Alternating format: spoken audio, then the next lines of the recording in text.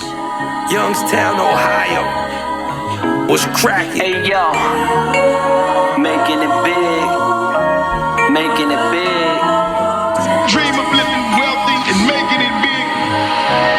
Making it big. What's up, gang? Welcome to another episode of the G.R.I.N.D. Get ready, it's a new day, and we got our man, Bill Hutchinson, a.k.a. Hutch. To my right, we have Coach Chris Williams with the Academy over here next to Bill, and we have Gregg Rudolph, a.k.a. the Lumberjack, with me, and we're going to talk a little bit of fight game and preparation. We're going to first introduce the world to Bill Hutchinson. They call him Hutch. Currently, I was talking to him before this. I don't know if anybody is out there doing what he's doing, which is pursuing a life and career in law, currently going to law school, pursuing a law degree, getting ready to attend Pitt Law, and currently also a professional boxer and fighter. Currently 18-2, and everybody's already knows and has been exposed to Gregg Rudolph, also undefeated in boxing, undefeated in MMA. Coach Chris Williams, I have the pleasure of working with on a weekly basis, bright and early in the morning, up here in the matted room, in the grind room, and also coming off a huge win with Worthy and Coach Williams, the upset and $50,000 bonus at the UFC on 4 days' notice.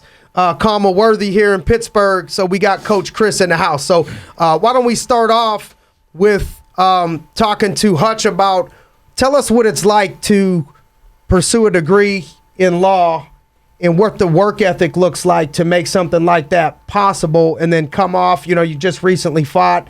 You were mentioning a couple weeks before that, Coach Chris is meeting you at 5 o'clock in the morning, and we're blending all. Talk to us a little bit about that. So a lot of people don't understand, they see a second round knockout, they see a quick victory, and they're like, oh, it was easy. Well, that's nothing but horse shit. You know what I mean? 3 months before that, I'm working my ass off. I'm getting up at 4 a.m. I'm not getting home to eat dinner and shower till 9 p.m. And that's day in, day out. That wears on you. People don't understand that, you do that for a week. Yeah, that's cute. Well, guess what? I'm doing that for months on end because my drive, my focus, I got serious goals and I will attain them. And that's the bottom line. My man, Chris, he's coming and meeting me at 5 a.m. in the morning just so I can get my training in. No one's doing that. You know what I mean? That's why he's my man. That's why he's going to take me to the top. That's why you're seeing him, have success with other fighters, because that's his work ethic too. And that's why we're a perfect team, because he has that same mindset that I have, that we're getting it done no matter what it takes. And I appreciate that. And that's the kind of thing that gets me going. And that's the kind of thing that makes me have the success that I am having. And just wait till you see what we have in store, man. We have so much going on coming here in the future very, very quickly. So how about how do you even schedule in the training, in between classes, and from what I understand, and I'm far from a law student, but from what I understand, it's a lot of time, it's a lot of hours, it's a lot of focus. I've heard things such as most people don't even try to hold a job, if they're pursuing law. You can't. They literally, your first year of law school, they literally made me sign a paper that says that I would not have a job. Like, you know what I mean? Like, that is your full-time job. There is no playing games about it. So how do you factor in training? How do you schedule training? Well, you just start losing sleep. That's the bottom line. You only get a couple hours a night, and you got to make it work. You got to get up at 4 in the morning. You can't slow down to sit down to have dinner till 9 p.m. That's just what it takes. Mm-hmm. That's just what it is. If you want to succeed in multiple avenues. You know what I mean? That's where I'm coming from, because I have the ability to do that, and that's what I want to do. I put that pressure on myself, and I put that schedule on myself. And you're training sometimes 5 o'clock in the morning? Absolutely. That's every day. So what goes through your mind? How do you, people ask, well, how do you do that? People ask me all the time, how do you get up? What time do you get up? How does that happen? What goes through your mind? How do you discipline yourself to do that? I would just answer that by saying, how bad do you want it? How bad do you want it? That's the bottom line. Do you want to be successful? Well, this is what it takes. This is what people are doing. This is what people aren't doing. You know what I mean? That's what I'm doing because I will be successful. And again, it's two separate things. You know, with the law school, I'm putting my time in there. I'm making sure that I'm being competitive there. You know, I was top 5% of my class. You know what I mean? This isn't some game that I'm just floating by. I'm making sure that I'm succeeding in that avenue as well. Yeah, you're already a year in law school. Yeah, absolutely. He just came back from California, where he was top 5 in your class. Top 5. You know, full scholarship. Out there too. It was 3 blocks away from a boxing gym, boxing every day. Let's talk a little bit about your schedule. You know, me and this dude here are huge on schedule and everything. I mean, like when we go out on a date with our wife, when we do things with our kids, when we wake up, when we eat lunch, when we cook. I mean, do you have a set schedule? I know you kind of train at night and in the morning, and it kind of offsets every week, and it's different with Chris's schedule and everything. But do you have a set schedule that you like to fly by? Yeah, I try my best, you know, to do that when I can, you know. So now, you know, this next year of school, you know, my classes are Tuesday, Wednesday, Thursday. I kind of jammed them in there to where I'll have mornings and nights to do my training. Mondays and Fridays, I'm trying to lock up an internship right now so that I can stay in that mindset, stay in that work, and then if I can fill that in during the day, that'd be great. If not, you know, I have my shop and everything that, you know, that's just multiple. So work, training, and an internship. Yeah, you're fucking crazy. You know? I love it though. That's what it takes. You know what I mean? I'm trying to set myself up. My goal is to come out of law school completely debt free. You know what I mean? And I'm trending towards that right now. So that's what's fighting doing. That's what my business is doing. You know, it's just multiple facets that I'm working on constantly. I have Hutch Towing, auto body and mechanical down in Crafton. Me and my father own it together, and we do everything that you can imagine on your vehicle. We're taking care of it. And you're towing. Yeah, absolutely. You got a good body shop too. So if they Anybody needs body overpark out shop? here, we Exactly. You'll see me pull up in the tow truck good real body quick. work, go see Hutch. That was my plug for the day. Yeah, absolutely. Absolutely. Coach Chris, how did you become a boxing coach, and what is it taking to get to where you are today? Coming off of, you know, I haven't talked to you, you know, yet since no, we haven't seen each other. I was jumping around like a little kid, you know, watching you on the UFC corner in the UFC, man. What was that feeling like? And then rewinding, how did you even get into coaching boxing, and what did it take to get to this point? Just taking it all the way back from day one. I started up in Carrick at the Carrick Boxing Gym, and I was coaching myself and kind of coaching and training, fighting, kind of figuring out what I wanted to do. Started with a kid named Christian George, trained him. He got pretty good. Kind of was in and out, and I was just up there on my own. And Matt Layshaw, Gregg Rudolph came up, started working with me, started training Gregg, met Bill through Matt. And from there, it just kind of grew. Then Gregg started the out of Pittsburgh Fight Club, got me out there, and from there, it's just, I mean, opportunity after opportunity from Gregg and Matt and Bill. I can't thank them enough. What goes through your mind? You know, your work ethic is impeccable, you know, from what I understand. You know, you're meeting him at 5 o'clock in the morning. You're meeting me at 6 o'clock, you know, 6 o'clock in the morning. Mm-hmm. Coming from, you know, 30, 45 minutes away. You know, I hear Hutch talking about working out at 5 and then training again later on. It sounds like, you know, people talk about a 9 to 5. You know, it sounds like you got a 5 to 9, 5 a.m. to 9 p.m. grind. Chris, I know, you know, I've seen that type of stuff out of you. What is it taking for you to get to where you are today? You know, there's a lot of people that coach boxing. There's a lot of people that have gyms, but there's not a lot of people who have had the amount of success that you've had with some of the people that you've worked with. What do you think it takes at your level to make those things happen? What sacrifices have you made? What work have you put in that you could articulate to the listener? The first thing I could say is you always put the fighter first, period. Like, as a coach, I see these guys with their names all over their shirts and stuff. It's not about us. It's about Hutch. It's about Kama. It's about, you know, all the fighters. You got to put them first. And that's first and foremost. You always have to put the fighter first. You know, without me, this ain't working, but I'm the offensive line. Ain't nobody care about me. You know, I'm the drummer in the band. This is the lead singer, you know? So you always put the fighder first. Keeping your ego in check. Yep. And serving your people. Always serve first, because without them, you're nothing. Hutch, do you schedule your days in advance to make all this stuff work? Absolutely. I try to almost on a weekly basis. What do you think, Chris? Like Friday, Saturday, we call each other. We kind of schedule it out for the week.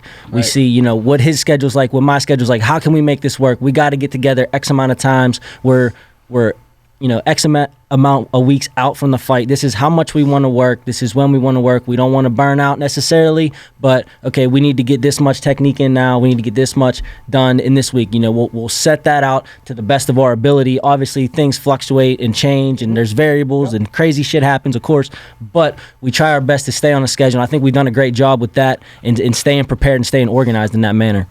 With a plan, too. We work out, like right now, we're basically focusing on habits. What we're doing good, what we're doing bad, focusing on just making him a better fighter all around. And then once we get a target for our next fight date, now we can start zeroing in on a particular game plan. And without giving it away, just piggybacking on what he just said, talking about habits, without necessarily giving it away what it was, we went back, even on that last knockout, it was almost irrelevant, but I was still doing a habit that we had worked on post shot, if you will, that ended the fight, and we're like, hey, did you see that? This is what we've been working on. it before you hit. He came in and he was like, did you see that? Well, that's, a lot of things I do with my clients is what I'm working on, like what I'm working on with Hutch, I'll take it to the client and just guinea pig it with them and get better with it. It's a no-brainer. 2 birds, 1 stone. So if you mess it up, I ain't doing it. That's the bottom. That shit don't work. Coach Chris, tell me, why don't you tell us what it was like going into the fight with Kama?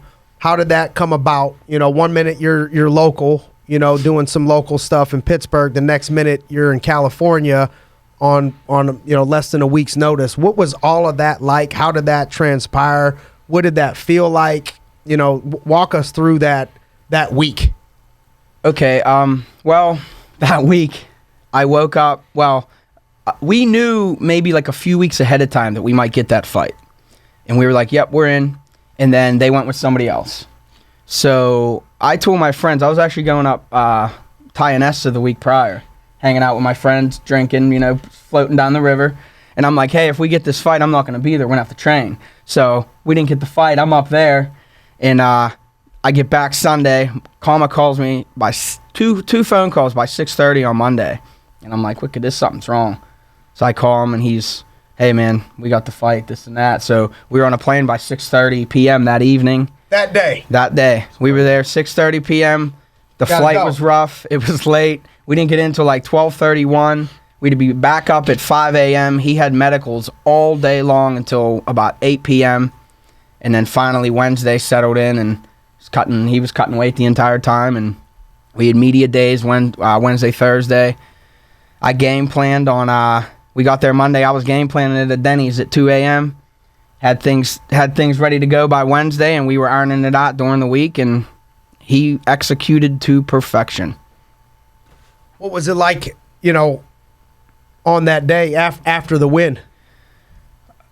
Honestly, it really didn't register with me being on the inside, and I knew what the odds were and everything, and I just didn't pay attention to any of the outside talk or the media. We never paid attention to that, so I didn't really realize until after, and I started reading all the interviews and seeing all, everybody saying, biggest underdog on the card. Stars born overnight, and this and that, and I'm like, I really didn't realize how much of an underdog people seen us as, because to be quite honest with you, like, I was on the, not to sound arrogant, but I was on the inside. Me and Master Whitefang made the game plan, and I knew if Kama executed, he would win. I knew he would win. Now, that emphatically, that's something else. We expected to take Devontae into the deeper rounds, pepper him up, and finish him late. But Kama found the button, and boom. I mean, you want to know what my favorite part of that fight was? What's that? Favorite part of that fight was, and you can relate to this, because if Chris has ever cornered you in a fight, he's extremely loud. The loudest person in the arena. Nice. Like, Okay. I'm talking Saves like it all he's got up. that Yinzer. Yeah, stick. I mean, he's yelling. So all I can hear is stick, stick. And then when he goes to slap his hand, like, yeah, what's up, buddy? We're fighting. He's like, don't you fucking do that, don't do that. And I'm just laughing my ass off like this motherfucker. Well, that's funny you asked that because everybody keeps asking about that. Why, like me screaming at Kama saying don't be friends. Because it's a fucking war. Right. Well, here's the thing. You're in war. There's there's a little backstory to that because it's more so. It wasn't so much Devontae and Kama where I like Devontae as much as the next guy, and it wasn't so much that they were friends. Person. He's a fantastic person. It wasn't so much that they were friends that night, and I felt that Kama was being too friendly as it appeared to everyone else on the broadcast. There's more backstory to that where Kama is such a sportsman that He is. I've seen fights where the beginning of the fight, dude doesn't want to touch hands, and then after two rounds of Kama kicking his ass, all of a sudden he wants to touch hands. The reason they're touching hands is because they're trying to solemn the mood that they don't like what's going on right now. And I know that that's what Devontae was doing.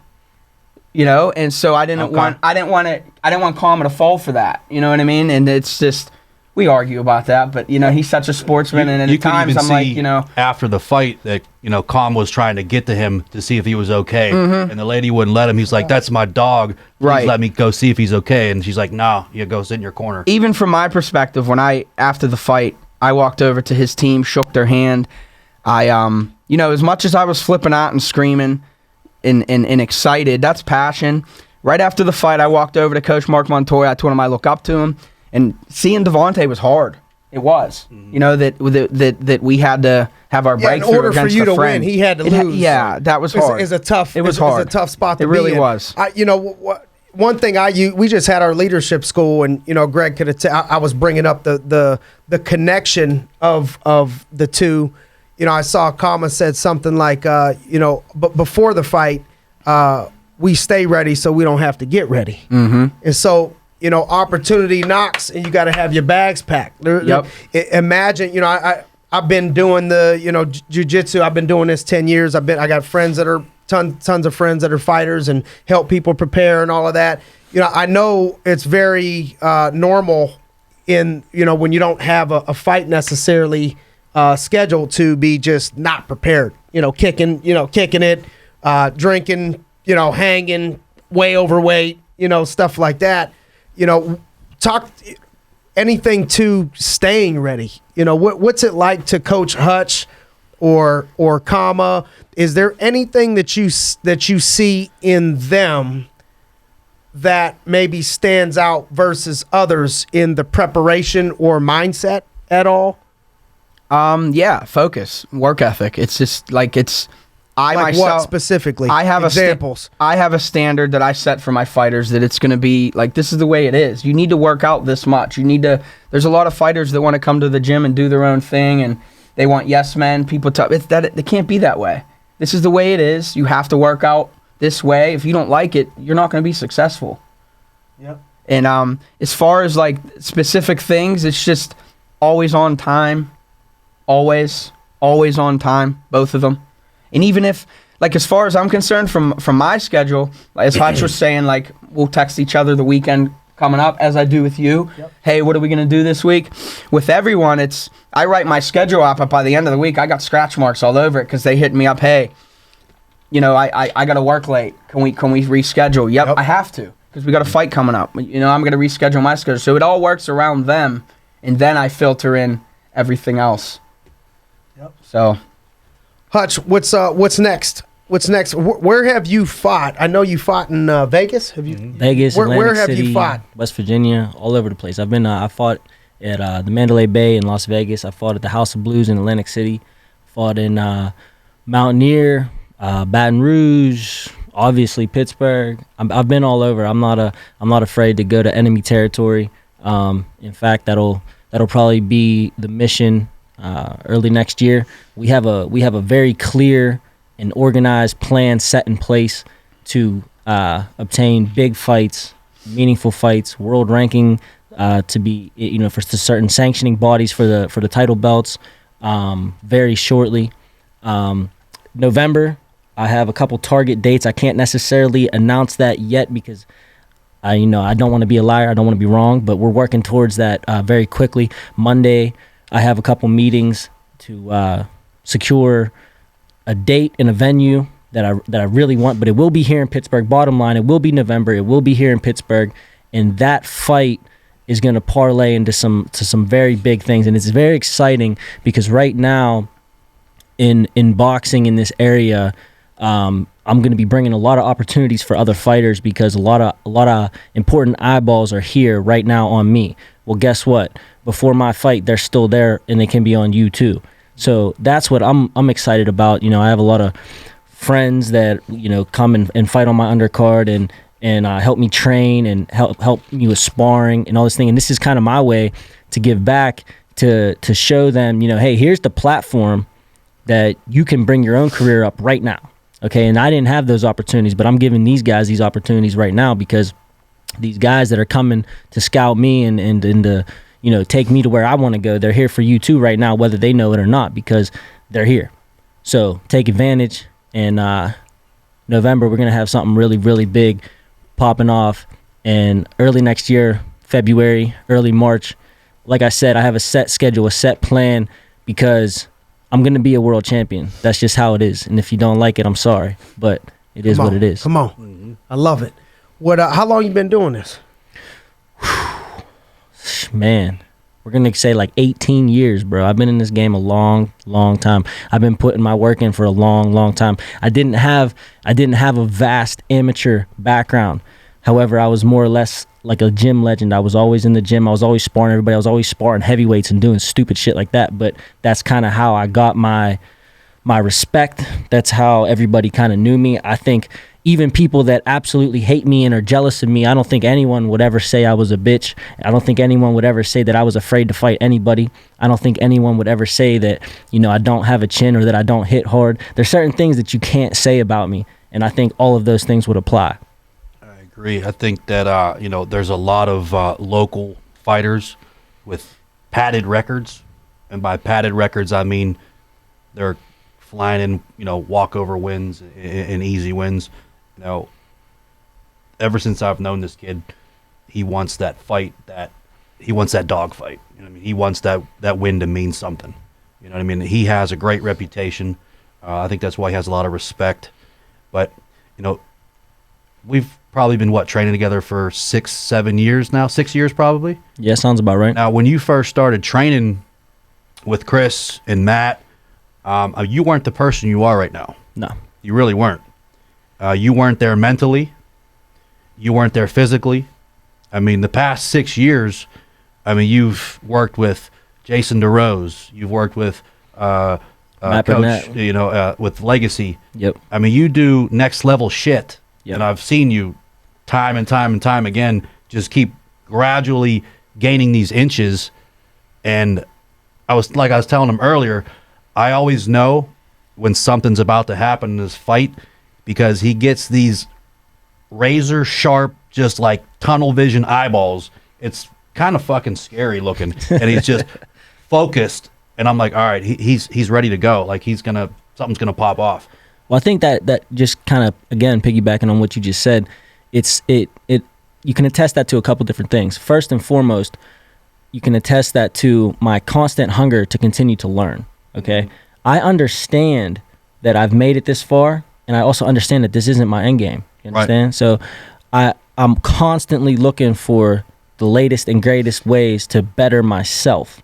You know what I mean? So whether that be strength and conditioning, whether that be recovery, whether that be techniques with Chris, whether that be, it doesn't matter. I'm constantly looking to evolve. I'm constantly looking to better myself and put myself in the best possible way, the best possible formula to succeed. And I've continued to better. That's rare. Yeah. That humble spirit. Once you start winning, 18-2, you're winning more than you've lost. How do you keep that humble spirit that I gotta get better? I gotta keep getting better. Because I'm not where I want to be. I'm not content. You know what I mean? I don't have millions of dollars in the bank. I don't have a world title belt around my waist. And even then, I guarantee you, I'll be back here and we'll be talking about what's next, because I've never been content. I'm always hungry to succeed more and more and more. I want more. I want to be better. And it's not a greed thing as much as it's I know what I'm capable of. You know what I mean? Like, you know, we talked about going to law school and succeeding there. We talked about succeeding in the ring. We talk about, you know, succeeding in whatever it is that I'm doing. But, you know, I honestly, truly believe in my heart that I could do anything. I honestly believe that I could succeed in anything. And hey, I'm also an objective guy. So maybe I'm delusional. But guess what? If you think for 1 second that I don't believe in myself, then you're fucking delusional. How about that? That's where it starts. Talk to us about coming off a loss. Yeah, that adversity. Well, I think that's what really woke me up. Okay, there was a lot of grimy bullshit that went into my last loss. We don't even have to dig into that. But the bottom line is that I still could have won that last fight that I lost. Should have. And I didn't. You know what I'm saying? So I can make a million excuses, and believe me, they're legitimate. But fuck all that. The bottom line is I got in the ring and I didn't get it done. So I went home and I said, you know what? I'm either all in or all out. That's either never going to fucking happen again or I'm done. I'm not going to fight anymore. Obviously, I decided to correct everything around me. I decided to make the best possible team around me I possibly could from every aspect. Chris, Jason DeRose at Faster and his whole team, which is phenomenal. Matt Burnett at Legacy Medical Centers, who's the fucking man, takes care of a million things. I mean, I have the best possible team around me that, shit, I can't lose, because you know, I don't got excuses. You understand what I'm saying? I got to make it happen, and I make sure that I do, not just for myself, but for them, to make them look good. You know, I want Chris to be successful. I want people to understand that right now he is the hottest boxing trainer in the game, especially in Pittsburgh. Fuck, it's not even comparable at the moment. What do you think makes Chris so good? Like I was saying before, because he has that same mindset as me. The dude, he is humble, don't get me wrong, but he's hungry. You know what I mean? He's hungry for success. Down the grind. He's Chris down the is grind. also a professional poker player too. Ooh, well, and a good one. Well, you know what? He made the right bet. You know what I'm saying? He had the safe bet right here. He had the easy money right here. I want to talk about something before we get off topic.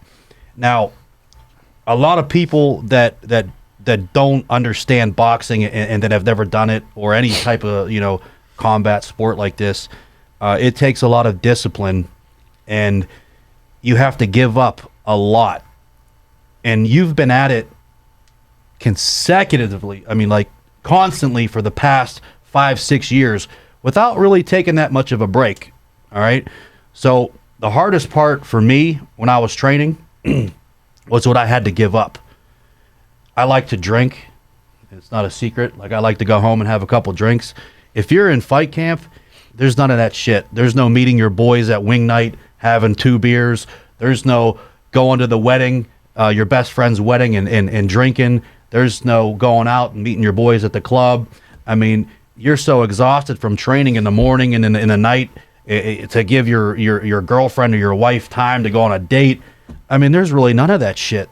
So how do you stay focused, you know, to do that? One thing, you have to learn how to say no. No. I got shit to do. No. Yeah. No. I got a schedule. It's so packed with things that are making me better tomorrow. You know what I mean? No. I cannot go. No. So just looking at your vision, no. You know, where you want to be in life. Is what I'm about to do gonna make me do better in school? Is what I'm about to do gonna make me a better fighter? If the answer isn't yes, then the answer is no. That's huge. Mm-hmm. Hopefully they got that. You know, is this is the mission? Are these things going to help me get closer to that mission? If it's not going to help me get closer to that mission, then there's no time for it. Then there's no. How about, have you had people say, you know, Hutch, you think you're better than everybody else now, or you forgot where you came from, or, you know, you don't have no time for nothing now, or anything like that, or no? in indirect ways, yes. I've never had anybody directly say that to my face, but you kind of know what they're saying. They're probably saying that behind my back, etc. But I look at it like this, and I can attest what moderate success that I've had so far to. I have like a 24-hour rule. So I have big goals. I have these big things that we're talking about because it's nice to say that I'm going to be a world champion and I will be a world champion, but and I still do have those big goals, obviously. But what I do is I ask myself in the next 24 hours, what can I do to move in that direction? Okay? I don't want to say, oh, well, in 3 years, I'm going to be a world champion. No. What can I do tomorrow to make that happen in 3 years? So 24 hours. In the next 24 hours, what can I do to make the most of those 24 hours to move towards my goal? And then the next day I do the exact same thing over and over and over. And honestly, I was just talking to my girlfriend about this last night, that I almost get surprised when these things happen to me because I forget that, oh, that is the main goal. But I'm so focused on, all right, well, tomorrow I got 5 a.m. with Chris. Then I got to go here. Then I got to go there. Then I got 6 p.m. over here. And you get so built up into that grind that when you have these successes and these things come your way, you're almost like, oh, well, how'd that happen? You understand what I'm saying? How'd that happen? Because you forgot that you were even worried about the big shit. You were worried about the next day. The process. Exactly. The next day is the process. Everybody wants the outcome, but very few are willing to put in that focus of what's important tomorrow. Exactly. What's important today. Anything that you do to keep you zoned in and focused, to the naked eye just sounds like, well, if it's not helping me get better, then it's no. But people can't do that. Any tips on being able to, mentally focus like that or discipline yourself like that? Or you just have to look at it like this. You have to look to your left, you have to look to your right, and you have to say, who do I want to be like? Who do I want to mimic? Who do I want to surround myself with? A lot of people say, oh, I want to go out and drink every night and do this and all. Yeah, of course, everybody does. Of course you do. But then you look at those people and you ask yourself, do I want to trade places with them? Do I want to live like them? Do I want to be financially set up like they are? Yes or no? Okay, and if you want to be regular, there's nothing wrong with that. You could be regular. But if you want to be extraordinary, you can't do regular shit. Mm-hmm. You know what I mean? You just can't. So that's what I would say to someone like that. I would just say, hey, if you have extraordinary goals, you have to do extraordinary shit to get it done. Love that. Gregg, why don't you talk to us a little bit about transitioning? I know you're contemplating and maybe fighting here in the next couple months. But talk to us about. He's coming in on the undercard. Bet.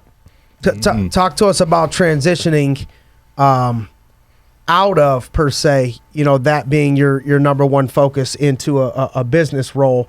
What's that been like? How has your background in boxing, MMA, sports in general helped you transitioning out into the business world? Because no matter how good, at some point, we got father time, that's going to catch up. It's time to move on and do something different. During those transitions, I've watched friends of mine literally kill themselves, literally can't handle the transition of now what, do I do? This is what my life was built around for so long.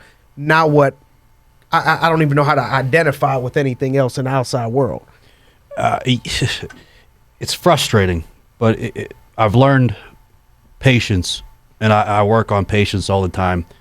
But sports really gave me my background and my discipline and my drive from the beginning of my life. That's what I wanted to do. I was always in sports. That gave me that work ethic, that drive. But transitioning into this career, I was still fighting. That's how we met. But my last fight, I was so ready, and it takes so long to level up in this game of boxing, and I'm nowhere near, Hutch's level, and I haven't fought the opponents that Hutch has fought. But I got it later in life. But I finally got to this tier where I'm like, I can hang with really good people, and I knocked my opponent out in 21 seconds. It was violent. And he wasn't the greatest opponent, but I still had to train for it. I still had to go in there and do it in front of a couple thousand people. And, I can bang. And it took me a few years of working with this kid, working with Chris and Layshock and Kama. I would spar Kama all the time at when I owned the gym that he owns now. I would fucking hate sparring him. He'd be like, hey, Greg, let's get some work in, because we'd just be sitting there, at 11 o'clock and waiting for Chris to come in and teach boxing class or something. He's like, I need some work for my next fight. He always loved to fucking spar me because he would pepper the shit out of me. But I'd always get like a nasty overhand right in or something. He'd be like, okay. But, I mean, that's how you get better, is you get out of your comfort zone. But I've got to a point here now where I'm the hiring director. I coach, I mentor, 30-some people here in this office, multiple offices. I'm a managing director here, about to be a regional director. I'm busy. So it all comes down to that scheduling again. So I'm going to have to wake up earlier. I'm going to have to work later, train later. I mean, it's going to be all come down to scheduling. And I do feel like I need closure on boxing. Because I never really was going to say, all right, this is my last fight. It's like being with a serious girlfriend for 5 years, and then you guys just break up over a dumb argument. Like, you need that fucking closure. You know what I mean? So, yes, I'm going to fight again, and I'd like to fight a couple times, but, I mean, we'll see what my body can take. I'm 37 years old now, and obviously this is my strength zone, is being in this building and building the relationships and learning this business. I mean, that's going to set me up for life, but boxing just gets your name out there, networking. I mean, every time I've fought, another door opened up. A door opened up to this right now over fighting, right? A door opened up. I met Chris through fighting. I met Hutch through fighting. I mean, these are the closest people that I have to my life right here. Like, these two guys were in my fucking wedding. You know what I mean? And I met them through punching people in the face. So I've gained the best relationships I've ever had through a sport that taught me the most discipline and humbled me.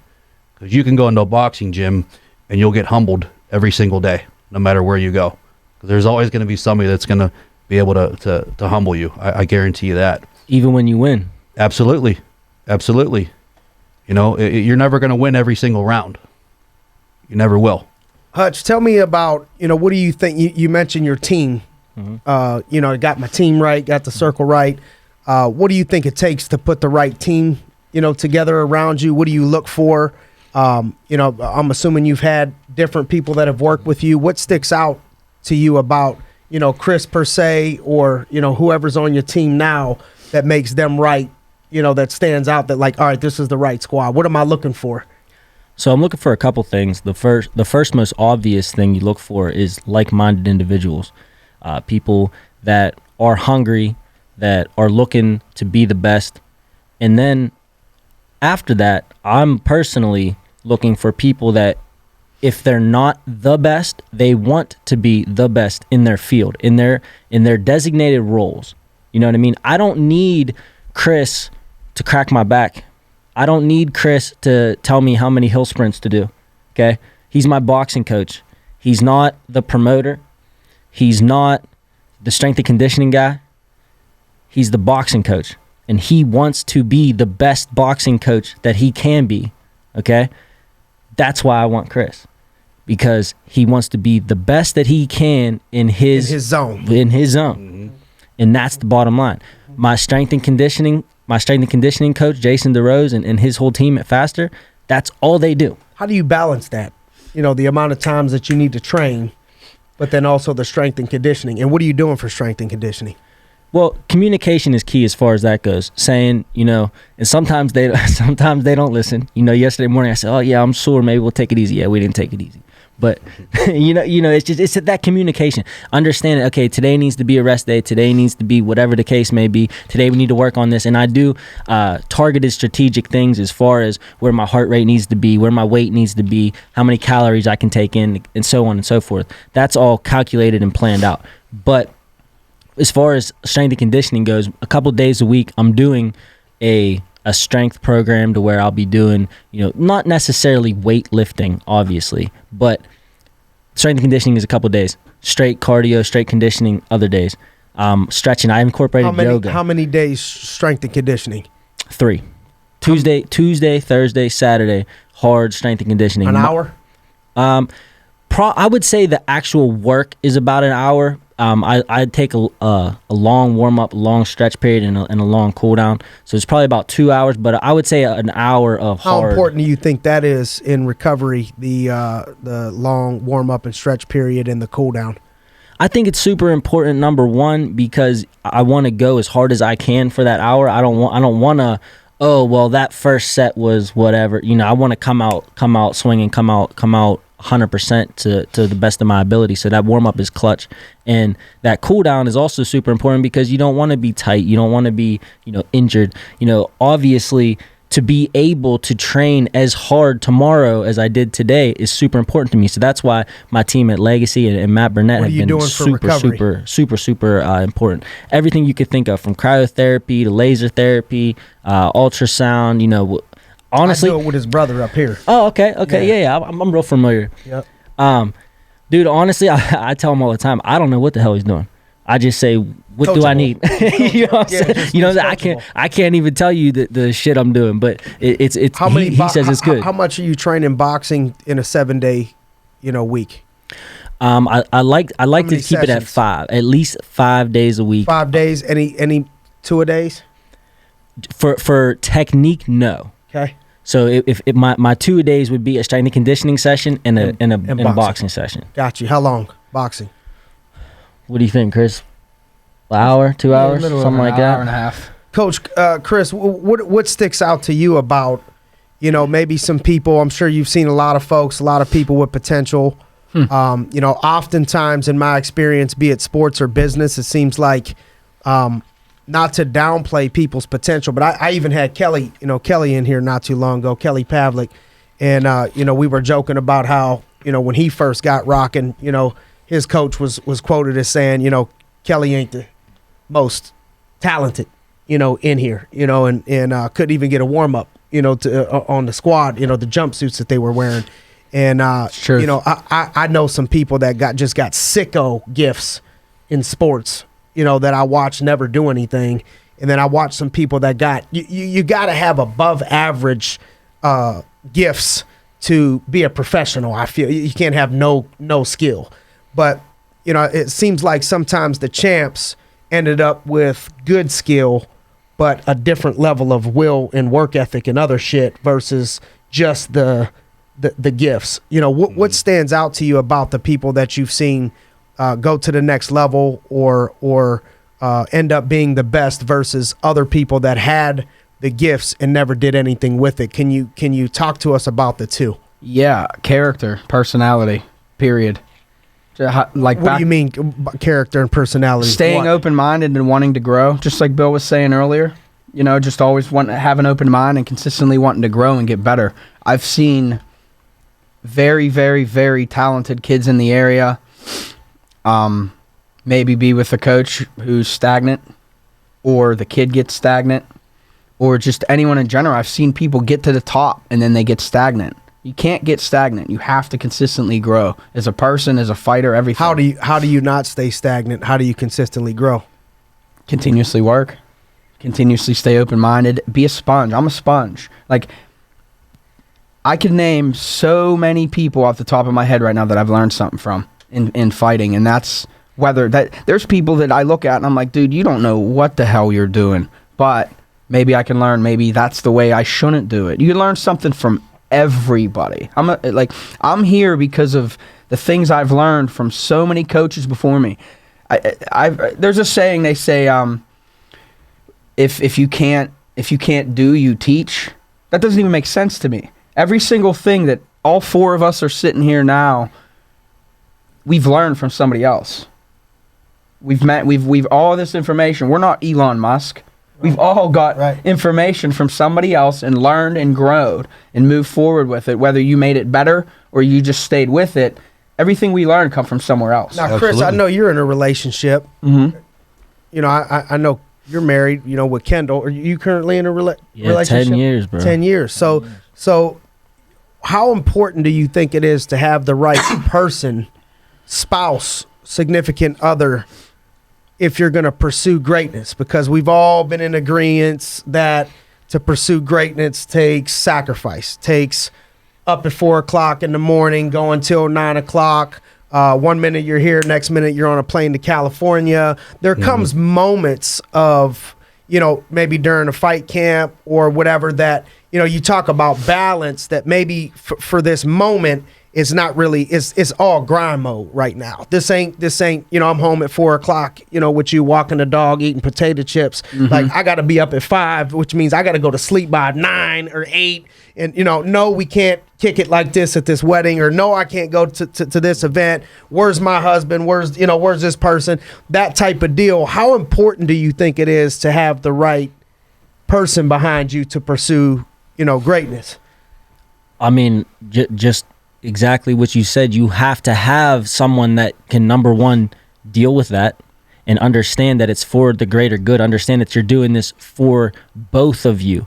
My girlfriend, I've been with her for 10 years. She's been absolutely fantastic as far as that goes, constantly supporting me, helping me in every way, whether it be through food prepping, whether it be, just understanding that I'm doing all this for the both of us. I'm doing all this for our future. I'm doing all this for the future of our children one day. You know what I mean? I met her. Now that I think of it. Yeah. The food prep at our old office. See? What's her name? Caitlin.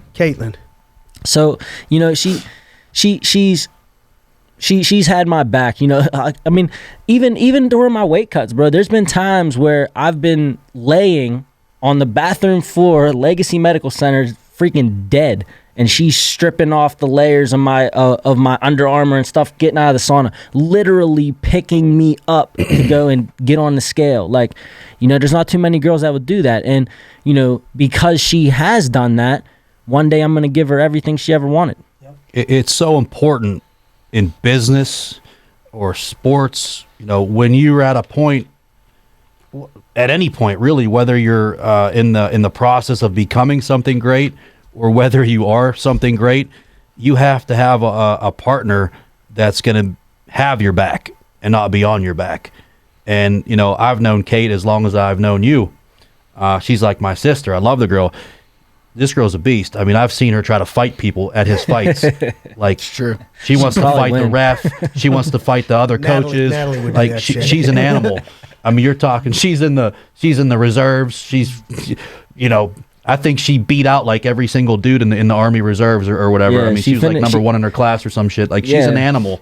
Like, she could probably physically, bench press more than Hutch. What was I think there was two dudes in her unit that beat her physical times and stuff. she's a beast. She smashed the girls. That wasn't competition. I think there was only two guys that beat her shit. She's tough. She's a good one. Chris, how important do you think it is to have you've probably seen it not only on your end but on people that you've trained have people where the girl's on their back. You're like, nah, I can't do that. How important do you think it is for the person to have the right woman? It's very important because it's very stressful day to day. So when you come home, you don't want to deal with stress. You need someone that's going to be there to support you and, hey, I'm with you all the way. I've seen some of my fighters that they're having issues at home and then they carry it into the cage or they carry it into the ring and it lose definitely focus. you lose focus. It's so important. That it really is. and when you're in a spotlight, I mean, they're going to get a little insecure. I think that's the hardest part. Right.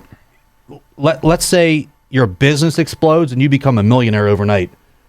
Obviously, you're going to get a lot more attention in the world, in your community. People are going to be hitting you up on Facebook, Instagram. You win a huge fight, every single person in the crowd wants to take a picture with you. You know what I mean? Like, people get insecure, especially women at that point. Even men. I mean, if the roles are reversed, but I mean, you have to be a strong-minded person. That's what it takes. For the listener out there, there's young folks out here listening. I'm gonna tell you right now. I had a wise man tell me before.